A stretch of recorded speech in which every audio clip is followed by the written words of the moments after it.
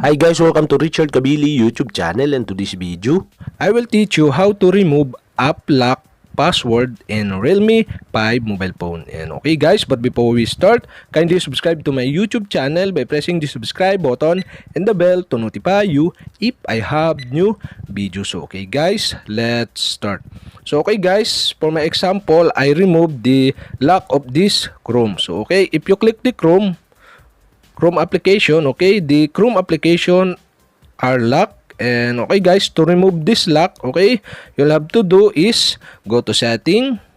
And okay guys, here in settings, scroll down and find the privacy. Okay, click privacy. And okay guys, here in privacy, okay, scroll down again and privacy protection. Okay, you can see the app lock. And okay guys, you'll have to do is click the app lock.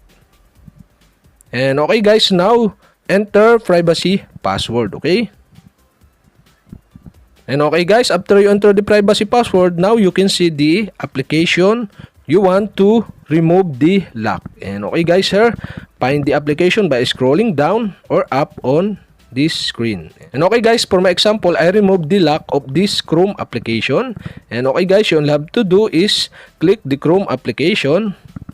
And okay guys, after you click the Chrome application, okay, you can see the app lock, and on the right side, okay, you can see the switch button. And okay guys, you'll have to do to remove the lock of this application is turn off the switch button on the right side of this app lock. And okay guys, that's it. Go back. The Chrome application is remove the lock. And okay guys, okay, go back again and go to the Chrome application if the lock is removed. And okay guys, that's it. We have successfully removed app lock password in your Realme 5 mobile phone. And okay guys, if you have a question, kindly comment below. And don't forget to hit the subscribe button and the bell to notify you if I have new videos. Okay guys, thank you for watching.